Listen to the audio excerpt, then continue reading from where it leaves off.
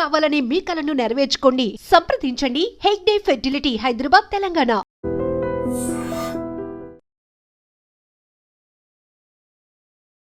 విశాఖ మధురవాడలో సంచలనం రేకెత్తించిన ప్రేమోన్మాది దాడి ఘటనలో నిందితుడైనటువంటి నవీన్ ను ఇప్పటికే శ్రీకాకుళం జిల్లా బోర్జా పోలీస్ స్టేషన్ సమీపంలో పోలీసులు 6 బృందాలుగా గాలించి అక్కడ అదుపులోనికి తీసుకోవడం జరిగింది.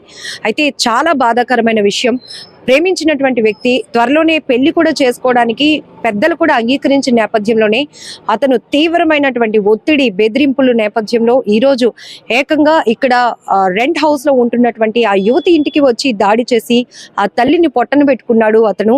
అలానే ఆ యువతి కూడా ఇప్పుడు హాస్పిటల్లో ప్రాణాలతో కొట్టుమిట్టాడుతున్న సందర్భం. కానీ ఇక్కడ స్థానికంగా ఉన్న వాళ్ళు, ఘటనా స్థలంలో ఉన్న వాళ్ళు చెప్తున్నారు, ఒక ఎస్ఐ గారు ఆ అమ్మాయిని సమయానికి కాపాడి ఉండకపోతే ఇప్పటికే ఆమె కూడా ఈ ఘటనలో ఆ ప్రేమోన్మాది చేతిలో ప్రాణాలు పోగొట్టుకుని ఉండేది అని చెప్తున్నారు. ఇతనే ఆ ఎస్ఐ భాస్కర్ గారు. మీ అందరికీ గుర్తుండే ఉంటుంది, గత కొద్ది రోజుల క్రితం కూడా ఒక భర్త పైన అలిగినటువంటి ఒక మహిళ 4 అంతస్తుల మేడ పైకి వెళ్ళి అక్కడి నుంచి దూకేస్తానని బెదిరించినప్పుడు కూడా చాలా చాకచక్యంగా రెస్క్యూ చేసి సింగిల్ హ్యాండ్ తో ఆమెని పైకి లిఫ్ట్ చేసి ఆమె ప్రాణాలు కాపాడారు. ఇప్పుడు ఈ ప్రేమోన్మాది దాడి ఘటనలో కూడా ఆ యువతి ప్రాణాలతో ఇప్పటికీ ఉంది అంటే దానికి కారణం కూడా ఈ పోలీస్ ఆఫీసర్. ఒకసారి మాట్లాడదాం ఎస్ఐ గారితో. Great job sir. చాలా మంది చెప్తా ఉన్నారు మీ గురించి. ఏం జరిగింది సార్ మీరు వచ్చేటప్పటికి? మేము వచ్చేటప్పటికమ్మా అమ్మాయి ఇక్కడ పడి ఉంది, కిందన పడి ఉండడం చూసి మాకు కంప్లీట్గా అమ్మాయికి పేక దగ్గర కట్ చేసి, చేతి దగ్గర కట్ చేసి ఉన్నాయి. సో అమ్మాయి చూస్తే అసలు మాట్లాడలేని పరిస్థితి. సో ఇమ్మీడియట్గా మేము అప్పుడు అంబులెన్స్ కాల్ చేసిన టైం పట్టేటట్టు ఉంది, కనీసం రావడానికి ఒక 20 minutes పడుతుంది.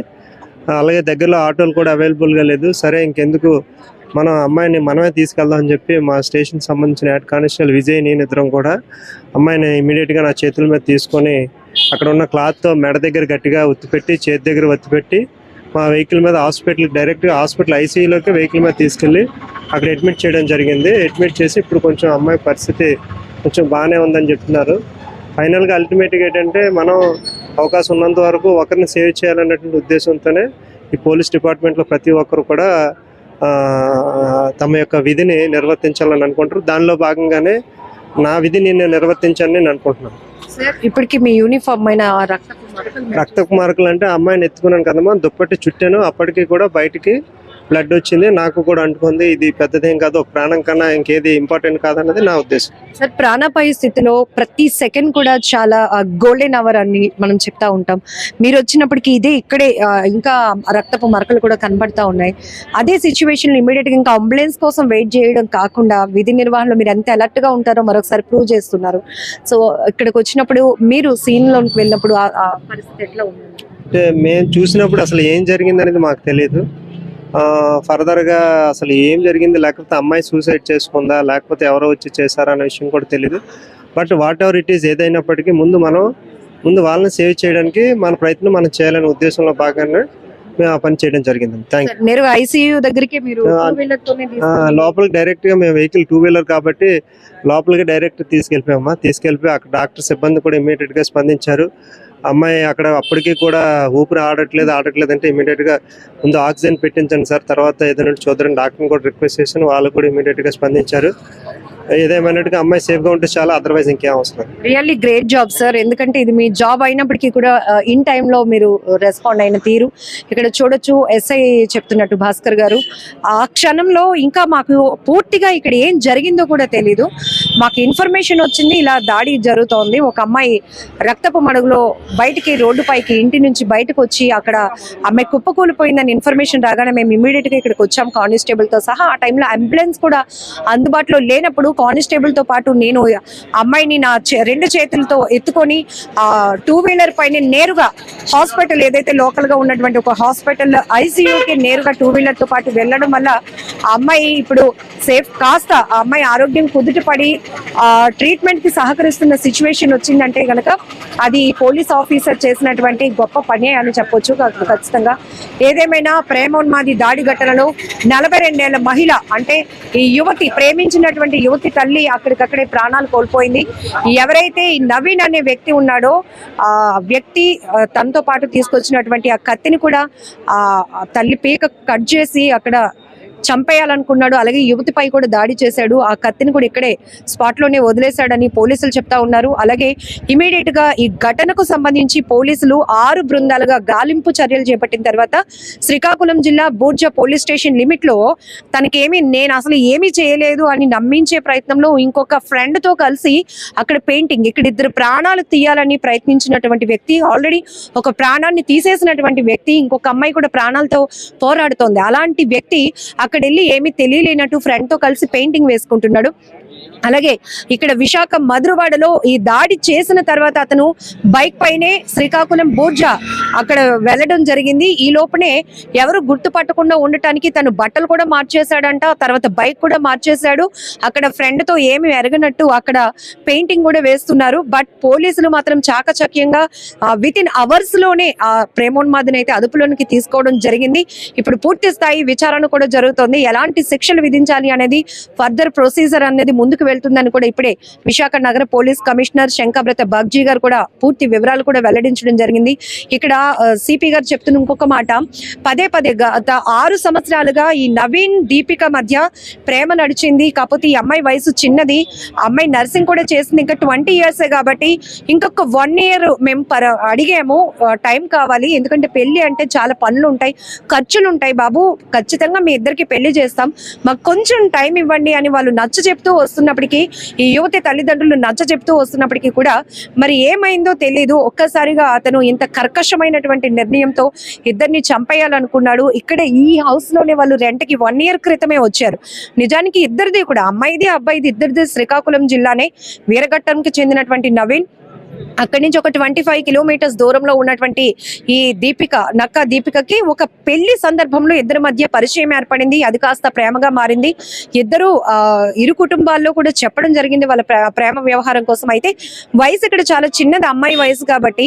అలాగని నవీన్ కూడా స్టేబుల్ కాలేదు, ఇంకా తనేదో డిగ్రీ చదివానన్నాడు కానీ పని చేయడానికి పోషించడానికి కూడా పలానా జాబ్ చేస్తున్నాను అని పర్టికులర్ గా చెప్పడానికి కూడా తను ఏం చేయట్లేదు. ప్రస్తుతానికి జులైగా తిరుగుతున్నాడు కాబట్టి నా కూతుర్ని ఎలా పోషించగలుగుతాడు అనే ఆలోచనతో దీపిక తల్లిదండ్రులు కొంత టైం కూడా అడగడం జరిగింది. ఈ టైం అడిగిన నేపథ్యంలోనే మరి ఒక్కసారిగా ఎలాంటి నిర్ణయానికి పాల్పడి ఈ రోజు ఇద్దరిని చంపేయాలనుకున్నాడు. బట్ ఆ యువత అయితే దేవుడి దయ వల్ల బయటికి తను పీక మొత్తం కట్ చేసేస్తే బయటకు పరుగులు పెట్టి కుప్పకూలిపోయింది. వెంటనే పోలీసులు అలర్ట్ అయ్యి అమ్మాయిని హాస్పిటల్కి తీసుకెళ్లడం వల్ల ఇప్పుడు కొంచెం కోలుకుంటున్న పరిస్థితిలోనికి వెళ్తుందని పోలీసులు అయితే చెప్తున్నారు.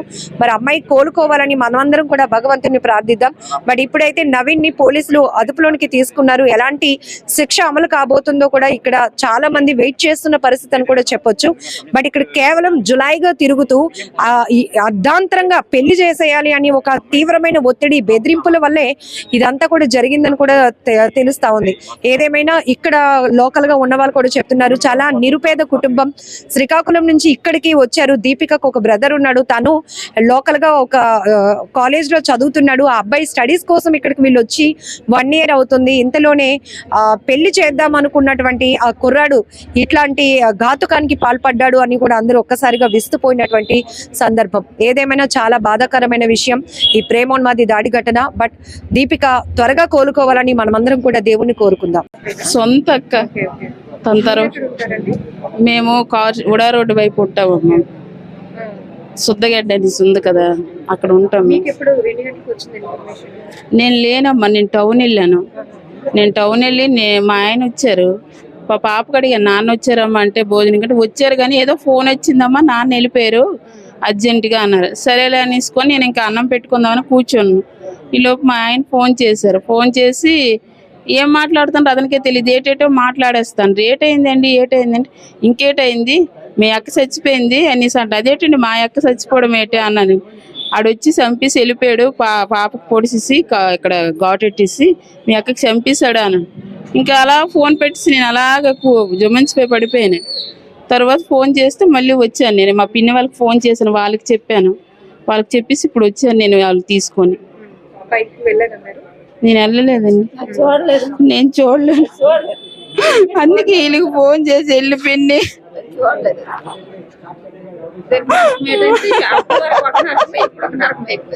దానికి సుఖం లేదు. ఇప్పుడు ఎప్పుడు అనారోగ్య సమస్య, షుగర్, బీపీ, పాపం ఎంత బాధపడేది. అలాగా ఎవరితో మా అక్క మాట్లాడదు, చాలా నెమ్మదస్తురాలు. ఇంకా మేము మాట్లాడుతాం కానీ అస్సలు మా అక్క ఏమి చెప్పదు. ఏం జరిగినా సరే సైలెంట్గా ఉంటుంది. అక్క ఏటైంది అంటే ఏం లేదు, అంతా మనసులో పెట్టుకుంటుంది మా అక్క. ఎవరితో గొడవలకి వెళ్ళదు, ఎవరికి ఏం అంద, అస్సలు అంత మంచిదే మా అక్క. తెలుసండి దీపిక అబ్బాయి నవీను ప్రేమించుకుంటున్నారని పెళ్లి కోసం అంతా.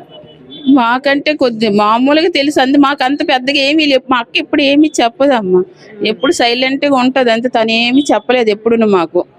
అలా ఇంట్లో ఉండము, పాప డ్యూటీకి వెళ్తుంది, బావ డ్యూటీకి వెళ్తుంది అంతే. అంతా చెప్తారు కానీ ఏమీ చెప్పదు, సైలెంట్ గా ఉండడం అంతే. అంతవరకే మాకు తెలుసు, ఏమి తెలియదు. అంతకు ముందు మాత్రం ఒకసారి ఫోన్ చేసి చెప్పారు అనమాట. వాళ్ళు సంబంధంకి వచ్చారు, వస్తే మేము ఇప్పుడు చేసుకోము, బాబుకి ఉద్యోగం ఏటీ లేదు, ఎందుకు ఇప్పుడు పని లేనప్పుడు ఎలా చేసుకుంటాం అనేసి అన్నారు. అంతవరకే. ఇంకా అంతటితో వాళ్ళు ఏమి అనలేదు, మేము ఏమి అనలేదు. సైలెంట్గా ఉన్న సంబంధం విషయం కదా, ఆడపిల్ల కదా, వాళ్ళకి నచ్చితే చేసుకుంటారని మేము కూడా ఎప్పుడు ఏమీ అనలేదు వాళ్ళకి. వాడు ఎంత పని చేస్తాడని మాకు తెలియదు అమ్మ. మా చెల్లి ఉంది ఆ ఊర్లోన, మా చెల్లి ఇప్పుడు అబ్బాయి వాళ్ళ ఊరు మా చెల్లి ఆ ఊర్లో ఉంది. కానీ వాడు వెళ్ళంటాడు, మాకైతే తెలియదు. మేము వైజాగ్ ఎప్పటి నుంచి ఉంటున్నాం కదా, మాకు వాడి విషయాలు ఏమీ తెలియదు మాకు. వీళ్ళు మాకు ఎప్పుడు అక్క వాళ్ళు వచ్చి ఒక 6 సంవత్సరాలు అవుతుంది, 6-7 అవుతుంది. అలా ఫస్ట్ టౌన్లో ఉండేవారు, అక్కడి నుంచి ఇక్కడ పిఎం పాలెంలో ఉండేవారు. ఒక అపార్ట్మెంట్లోన వాచ్మెన్గా పనిచేసేవారు. చేస్తే వాళ్ళ మాయ గారు సడన్ గా పడిపోయారు అక్కడ ఏదో గుద్దుకొని. అతనికి కాల్ ఇచ్చి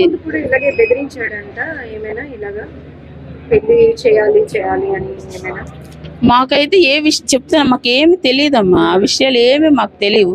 మేము ఫోన్ చేస్తే బాగున్నారంటే బాగున్నాం అంతవరకే చెప్పడమే తప్ప ఏ విషయం వాళ్ళు ఎప్పుడు మాకు ఏమీ చెప్పలేదు.